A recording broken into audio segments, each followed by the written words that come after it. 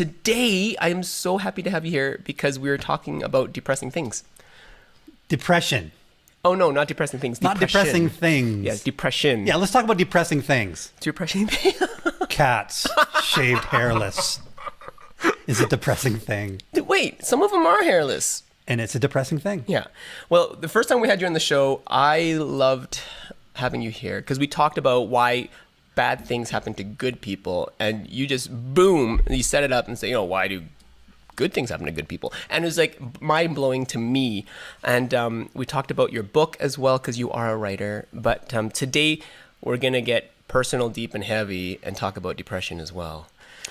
Yeah, I just want to start off. I wish we were way more educated on depression.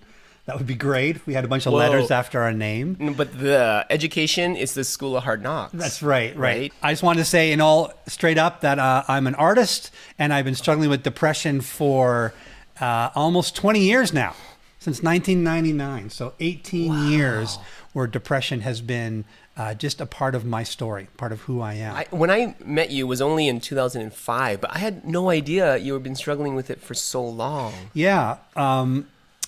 It's one of those things where, I didn't want it to be a part of my life, right? Like most people that struggle with depression is. They just don't want it. They want to do anything they can to get over this thing, to be done with these negative feelings or this there's a lot of different ways that depression plays out in a person's life, but none of it feels good, and none of it feels, you don't feel like yourself, like you used to be. I remember through my 20s, for the most part, feeling like, man, there's hard things in life, financial struggles, raising kids, all that kind of stuff. But yeah, for the most part, just felt like, sun rising on a good day. Yeah. And then since in 1999, where a lot of time it felt like, first day of school and it's raining. Wow. Summer vacation is over and heaviness sets in. And I sort of carried that with me for, almost 20 years. Now, it hasn't been, most of the time, it hasn't been debilitating. Most of the time, it's been, there's ways to manage it. But there have been times when it's been so dark and so heavy that, you feel like you could make poor choices, dangerous choices. Yeah. Right? Because you just feel like I'd be better if I wasn't here. People around me would be better off if they didn't have me weighing them down. Wow. All those kind of things. And those are scary thoughts. Are scary thoughts, and those are hard days kind of thing. And one thing I should tell you about Tim is that he is an ultra creative, like not just one thing. And so musician, inventor, great speaker, teacher. He does not even skits. It's like he can. Anyway, so you're a multi-creative. It's not just one thing. And so I'm wondering, almost as if it's the more creative you are, the more susceptible you are to it. I don't know. So I was doing some reading on this, and just are creatives more prone to depression? Right? Is that sort of the dark side of being a creative? Are you more prone to depression? And over and over again, they would say, anywhere between 20 and 50 times more likely to suffer with depression, or to be characterized with depression, like manic depressive, bipolar, major depression, things that, that can really, invade your life and cause your life much difficulty. It's not just a bad day. Right. A lot of creatives have struggled with that. Man, I'm just thinking in the news this, Robin Williams and these different rock stars, these young rock stars taking their lives. Yeah. And it's very real. And one of the articles I was reading, I was just saying how creatives tend to ruminate a lot. It's why when you go to take a shot, a picture, a video, a photograph, or whatever, when you're editing it, when Quinn's editing it, when I'm writing a book, when I'm playing piano, whatever it is that we're doing, we're thinking about it a lot because we really want to capture the essence of what is deep inside. And we know, when you look at something, you go, nope, that's not quite it. Other people can look at it and go, oh, that's incredible. And you go, oh man, that's 70%. Yeah. I can get that better. And so you keep going at it and going at it and going at it. So we tend to be people that will, it was sort of like Chris here's, I think creatives feel more deeply. And that's absolutely true. We need to feel in order to create great art. And so, thanks, Chris. Yeah. So part of us wants to do is that we want to say, hey, I don't want to feel because it hurts too much to feel. Well, then we can't create the art that we're also wired up to do. It's like trying to say, sometimes not creating art is like trying not to breathe if you're a creative. You've got to. It's part of who you are. It's part of who you are. You've got to create. And it's that deep caring and feeling which allows us to make beautiful art. So when I look at your guys' if you've been on DQ Studios, just to see their work. I remember the first few times I've grown accustomed to it now, so I'm a little more protected. But the first few times I would I would go through their wedding photos and I would be crying because it was so beautiful. Not just pictures of a bride and a groom, but the way you guys captured something, part of how you're wired, how you see things, but also just how you keep caring. When my daughter Alexandra would write music, the songs she would write, I would just be so moved by these things because of the way she could get in and feel deep. And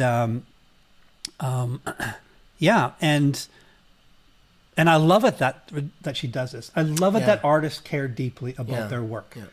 And so I kind of skipped ahead because we haven't even talked like all the different kinds of depression, but I don't know if we need to because, I mean, we aren't experts like you said. Right. We only know what we've experienced and those who we love experience. My friend Sherry, she said, every day I'm faced with depression, but I know it doesn't define me. We are warriors.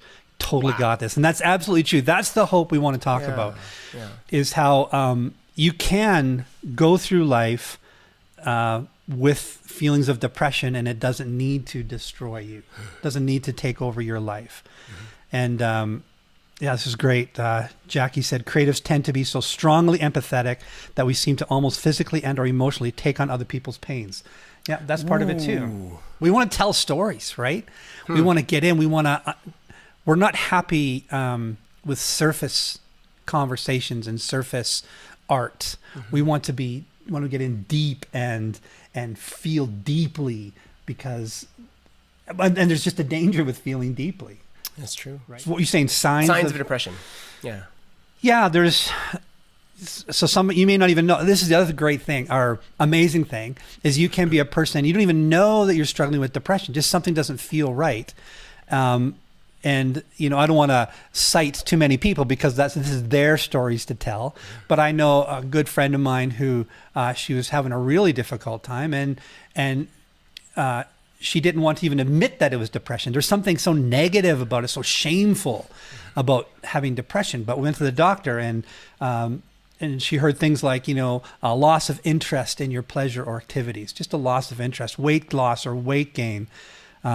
Trouble getting to sleep or falling asleep during the day, feeling of restless and agitated, being tired, overwhelming sadness, feeling of worthless or feel guilty. You might feel like the world would be a better place if you weren't around. You're sort of taking up space. You may have trouble concentrating or making decisions. You may have thoughts of suicide. These are all signs of depression, and they're very real. And again, we have this.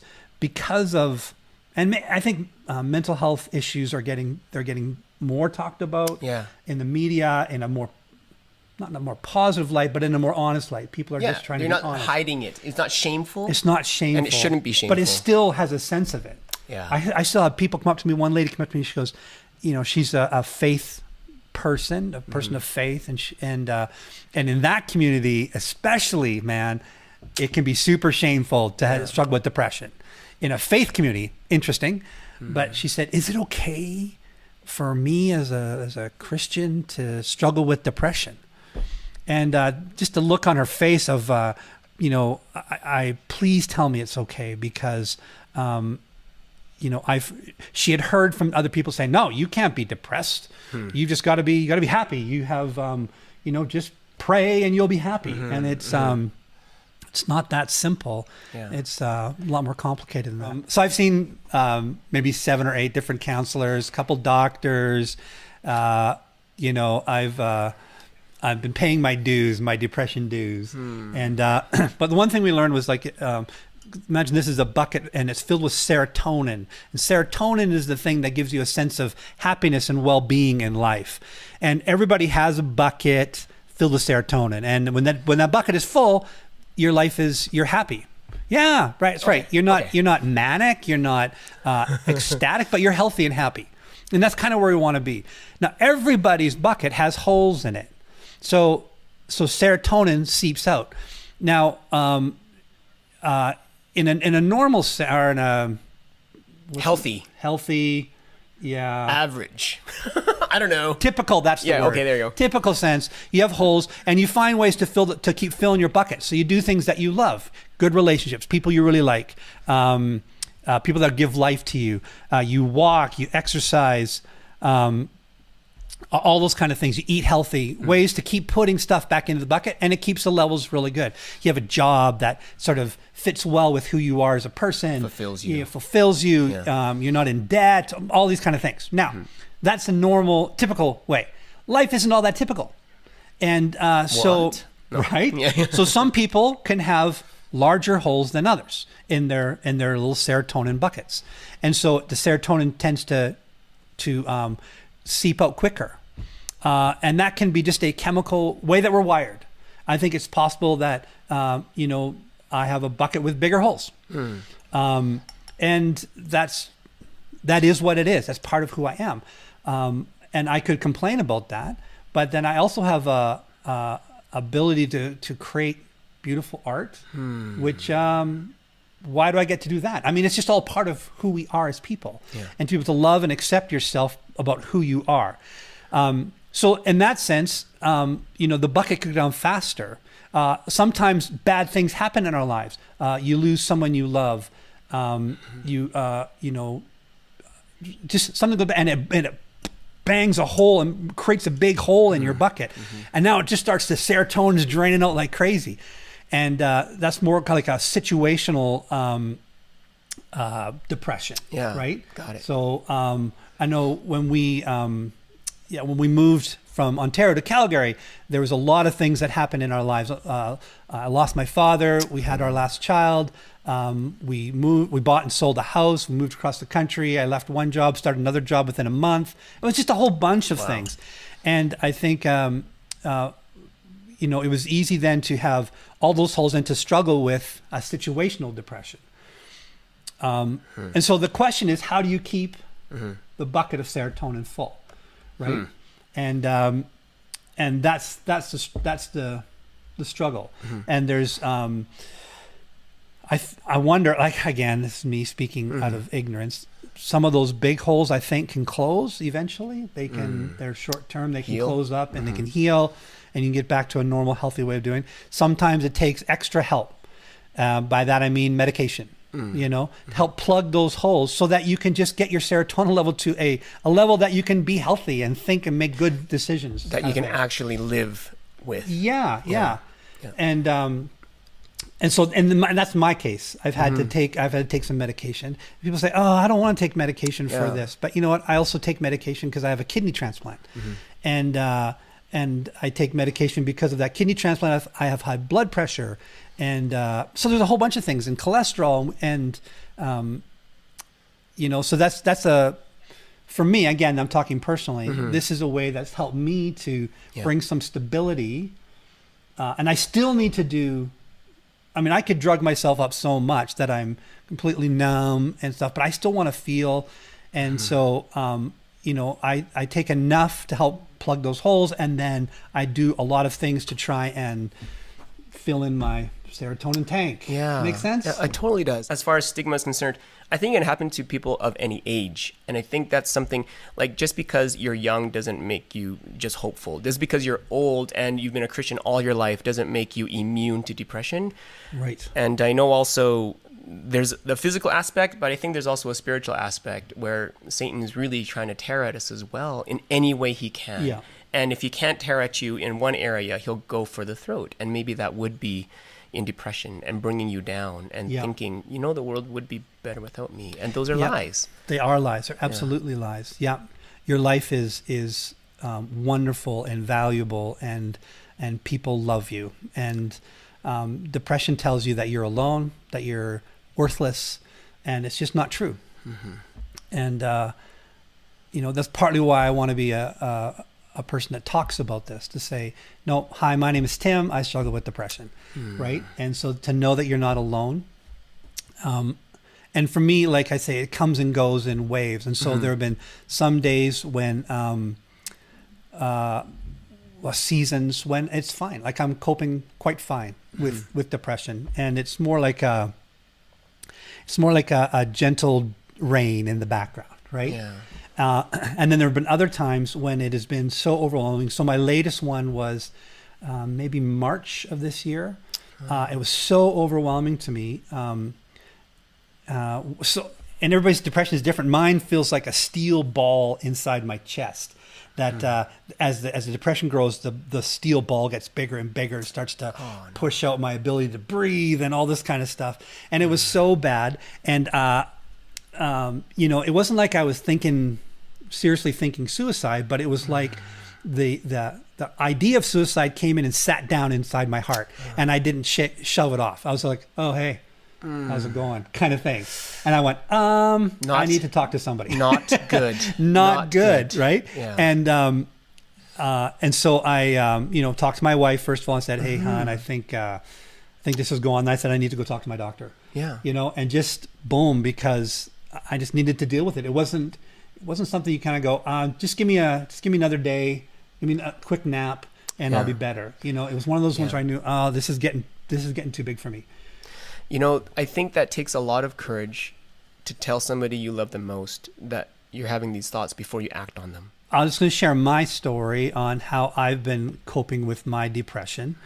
And again, I would say that it's not overwhelming all the time. There are definitely times when it's overwhelming. There are definitely things I can do to make it overwhelming, and things I can do to help manage it. So there's a few things that I'm just sharing these maybe because some of these will be helpful if you are struggling with depression. The first thing is I just admit that I have a problem, and I'm not ashamed. So I just wanted to say this to you today. If you're struggling with depression, it's not shameful. Yeah. You are not a bad person. You are not a weaker than somebody else kind of person. It's the situation that you're in. So, so I want to admit that I have a problem and not be ashamed of it. And I want to talk to some trusted friends. So I have some good friends, my wife for sure. I have other good friends in my life that I can just be honest with and say, hey, this is what I'm struggling with. Again, understanding that whole serotonin bucket thing, just makes it go, okay, why does that bucket feel low? What do I need to do? What's happening here? See my doctor, see a counselor. Like I said, I've been to lots of counselors, and I know counselors cost money. That's the trick. And where are some resources for counselors as well? Yeah, I mean, word of mouth is really great. There's like I said, I've been to probably 7 different counselors, and some of them I've connected with really well, and some of them I haven't. And the ones that I haven't connected with well, that's okay. Just move on to somebody else. You don't have to connect to everybody. Yeah.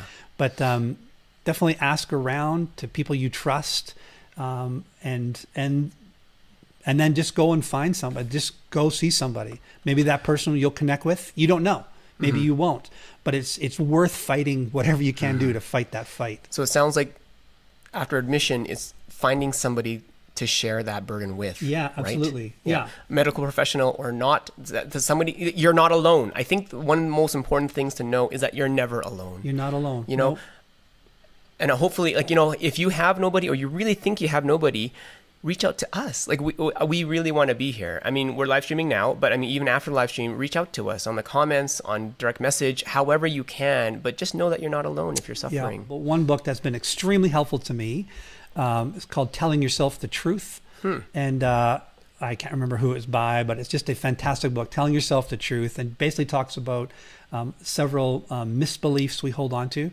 And there might be 9 of them. I think I scored 8 out of 9 on things I believe falsely. And that was really helpful for me to see that. And because your brain plays a huge part in this as well. For me, taking medication has been helpful, and I work closely with my doctor to get that figured out. Not too much, not too little. And I don't mind a little bit of pain. I think it's good for me. It keeps me, for me anyway, it keeps me feeling like I'm alive, I guess. I don't want to be so drugged out that I feel nothing. But as a creative artist, I want to still be able to create. I want to be able to feel, and I don't want to numb myself so much so that I don't feel to be able to create anymore. I need to create. And so it's a balance there, right? And then eat healthy, drink in moderation, exercise. I love to go for walks. That just does so many good things for my soul. Think good thoughts. I love the Bible, and so that's literally saved my life, because there'd be days when I was unemployed for 5 years. So that's and you got stress of money, and you got stress of health, and all that kind of stuff. Kids are going through hard times, so you're worrying about your children. So all these things. And so some days I'd feel like, this is too big. I don't know what I'm going to do. And so I'd go for a walk, and I memorize passages of the Bible. So I go, I'm going to go for a walk. I'm going to quote something, and then I'll come back. And when I'm done that, I'll deal with this problem instead of dealing with it in the midst of my darkest moment. So I'd go for a walk, and there's something about the beauty of the world around me, exercise, breathing in good air, and quoting fantastic words. To me, the greatest words ever written. And I'd come back. It wouldn't change the situation. I'm still unemployed. I still have no money. I still am sick. But it took the edge off it, right? It took the edge off it so that I could, I could face it with a new, fresh breath. Yeah. I also wonder, how can we help those who are going through this? Like, how can I be a friend to you when you're going through your darkest times? And, I had a good buddy, a doctor in Ontario, Roger Skinner. And one thing that when I first started struggling with depression, he would call me up and just say, "Hey, man, you're a good man, and all you have to do is get through today. Wow. Just get through today. That's all you got to worry about." Because the depression, like a creative, we like to ruminate, right? And we like to think and think and think and think. And when things are going south, we think and think and think about things, about south things, and about sad things, and it can overwhelm us. And worry about, what am I going to do? How am I going to take care of my house? How am I going to take my family? What am I going to do for a career? Blah, blah, blah. And it just becomes this avalanche. And so having him say to me, just get through today. You're a good man. Just get through today. Wow. Then I can say, okay, I can get through today.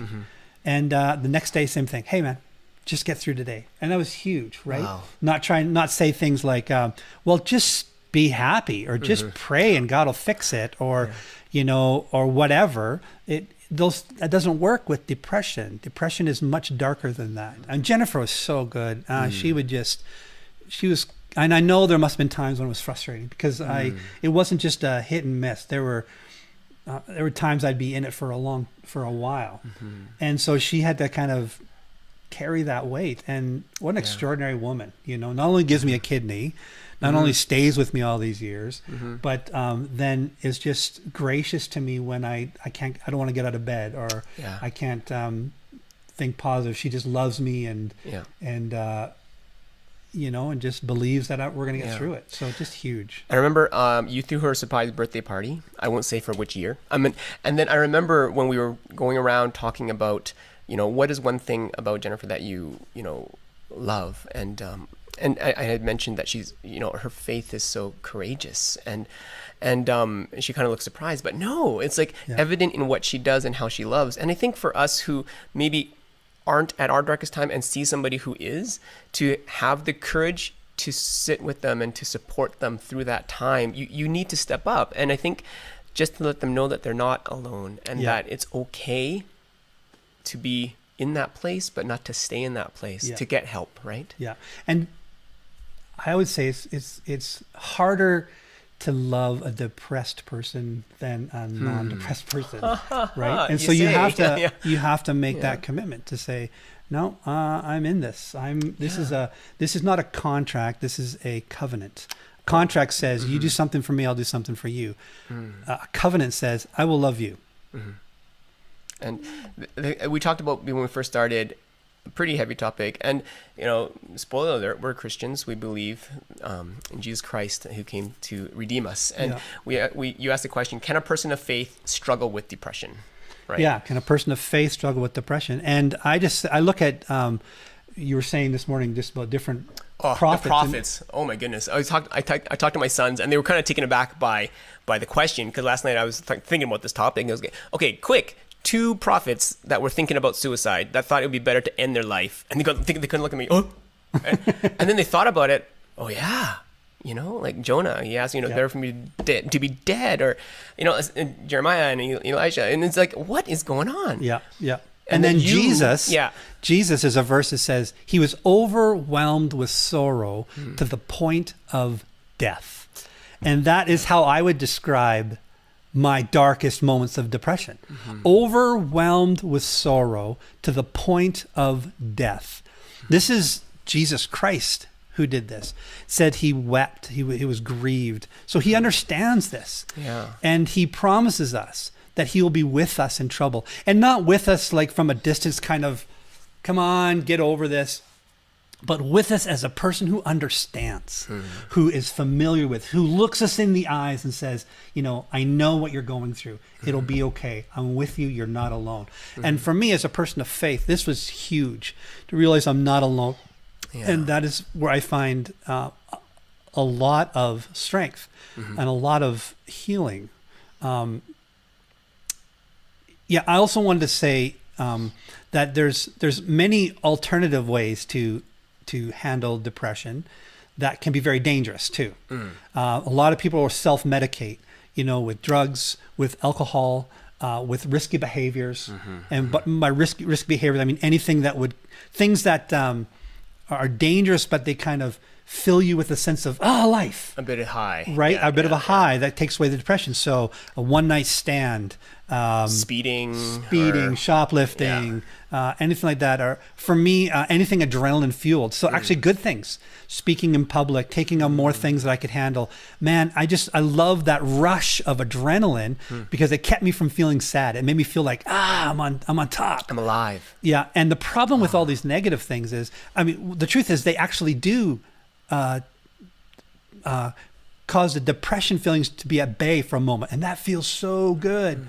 But then the fallout after is greater than you're lower than you were before. So then actually you need it again just to get back up to normal. And pretty soon you need more and more because they have the law of diminishing returns. They give you less than they did, less satisfaction than they did the first time. One drink the first time is not enough after the 5th time. Then you need a bunch of drinks, and then that's not enough. Now you need to be drunk, and now you need to be drunk all the time, and this will only add to the reasons to be depressed. They're never good. They feel because they're easy, they're quick. They feel like, man, this is a solution, but they will always be empty in the end. I think. Yeah, they get you. They make things worse at the end. I think actionable steps would be, admitting, but then also seeking out somebody to talk to. Absolutely. Right? Yeah. And I mean, if you think you have nobody, we're here, and we want to be here for you guys too. Yeah. So, should we go on to the thought of the day? The thought of the day. The thought of the day. I'll get you to read the thought of the day. Oh yeah, I saw this one. This is really cool. You wake up every morning to fight the same demons that left you so tired the night before. And that, my love, is bravery. And that's what I hear people talking. I love that. I love that thought of the day. Yeah, it's just good. Yeah. It is a fight. Yeah. Life is a fight. And so as a person of faith, I also have faith that this life will not be all that there is. In the Bible, in the book of Revelation, it says specifically there'll be no more sorrow or tears, mourning or pain. That will all be gone. So I believe in that. And some might say, that's your escape. Well, maybe. But maybe it's true. I believe it's true. And so I hold on to that. And if that is going to be for eternity, then man, I'll do what I can to fight today because this isn't the whole story. Yeah. And you're not fighting alone, so there are people who care, and maybe we haven't even met, but we want to be there for you. So thanks so much, Tim. We're going to say hello to some of the comments as well, but for now we might say goodbye to YouTubers. And for any of you who want to find out more and maybe get in touch with Tim or myself, I've got links in the description as well, and to Tim's books as well. But don't carry this yourself. And if you do need to reach out, use us as a resource, because we want to be here for you. So thank you for being here. And thank you so much. We're going to get to Peace the comments. on ya. Yeah.